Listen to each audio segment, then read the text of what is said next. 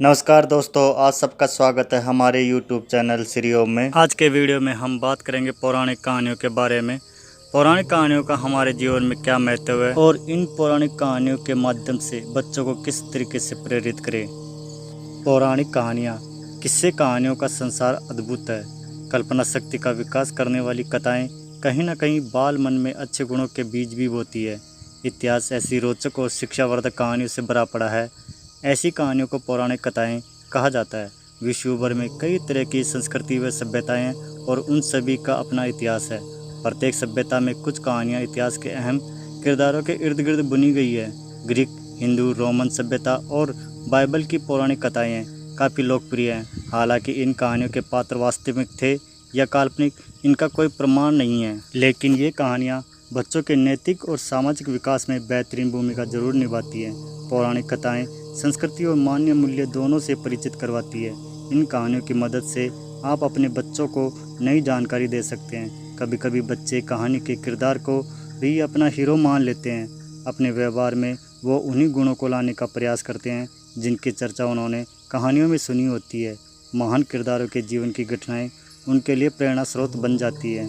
कहानियों के इस सेक्शन में ऐसी ही पौराणिक और शिक्षावर्धक कहानियाँ आपके बच्चों के लिए लेकर आए हैं। तो आइए हम पौराणिक कहानियों के माध्यम से आपके बच्चों को इतिहास के महान पात्रों से मिलवाते हैं। आज की हमारी कहानी का नाम है होली माता की कहानी, होली की कथा। बहुत समय पहले हिरण्यकश्यप नाम के राक्षस ने ब्रह्मा देव की तपस्या करके अमर होने का वरदान मांगा। जब ब्रह्मा देव ने अमरता का वरदान देने से मना कर दिया तो उसने मांगा कि उससे संसार में रहने वाला कोई भी जीव जंतु, राक्षस, देवी देवता और मनुष्य मार न पाए। साथ ही न वो दिन में मरे और न ही रात के समय, न तो पृथ्वी पर मरे, न ही आकाश में, न ही तो घर के अंदर और न ही बाहर, और न ही शस्त्र से मरे, न ही अस्त्र से। हिरण्यकश्यप की तपस्या से ब्रह्मदेव खुश थे ही, इसलिए अमरता के एक वरदान के पहले उन्होंने ये सारे वरदान उसे दे दिए। इसे पाकर उसने हर जगह तबाही मचाना शुरू कर दिया। उससे मनुष्य ही नहीं, देवता भी परेशान रहने लगे। वह अपनी शक्ति से दुर्लभों को संताने लगा। हिरण्यकश्यप से बचने के लिए लोगों को हिरण्यकश्यप की पूजा करनी पड़ती थी।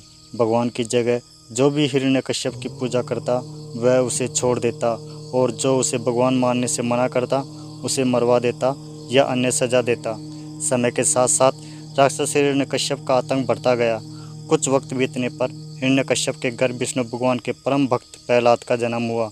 हिरण्यकश्यप ने प्रहलाद को कई बार विष्णु भगवान की पूजा करने से मना किया और कहा, मैं ही भगवान हूँ, तुम मेरी आराधना करो। हर बार हिरण्यकश्यप की बात सुनकर प्रहलाद कहते, मेरे सिर्फ एक ही भगवान है और वो भगवान विष्णु है। प्रहलाद की बातें सुनकर हिरण्यकश्यप ने उन्हें मारने की कई कोशिश की, लेकिन वह सफल नहीं हो पाया। भगवान विष्णु अपनी शक्ति से हर बार हिरण्यकश्यप के बारे सारे प्रयास विफल कर देते थे। एक दिन हिरण्यकश्यप के घर उसकी बहन होलिका आई। होलिका को आग में न जलने का वरदान प्राप्त था। उसके पास एक कंबल था जिसे लपेटकर यदि वह आग में चली जाए तो आग उसे नहीं जला सकती थी। हिरण्यकश्यप को अपने बेटे से परेशान देखकर होलिका ने कहा, भैया मैं अपनी गोद में प्रहलाद को लेकर आग में बैठ जाऊंगी, जिससे वह आग में जल जाएगा और अब की परेशानी खत्म हो जाएगी। हिरण्यकश्यप ने इस योजना के लिए हामी भर दी। उसके बाद होलिका अपनी गोद में प्रहलाद को बैठाकर आग में बैठ गई। उसी वक्त भगवान की कृपा से होलिका का कंबल प्रहलाद के ऊपर आ गया और होलिका जलकर खाक हो गई। प्रहलाद का एक बार फिर प्रभु विष्णु की कृपा से बच गया। आग में जिस दिन होलिका जलकर भस्म हो गई थी, उसी दिन को आज तक लोग होलिका दहन के नाम से जानते हैं। इसे बुराई पर अच्छाई की जीत के रूप में देखते हुए खुशी में होलिका दहन के अगले दिन रंगों से होली खेली जाती है। इस कहानी से यही शिक्षा मिलती है कि बुराई कितनी भी ताकतवर हो, एक दिन जीत अच्छाई की ही होती है। इसी वजह से हमेशा बुराई का मार्ग छोड़कर अच्छाई का मार्ग अपनाना चाहिए। हम आशा करते हैं कि ये कहानी आपके बच्चों को ज़रूर अच्छी लगी होगी। अगर अच्छी लगी तो लाइक करना, अपने दोस्तों के साथ ज़रूर शेयर करना, और ऐसी धार्मिक कथा जानने के लिए, सुनने के लिए हमारे चैनल को सब्सक्राइब करना। धन्यवाद।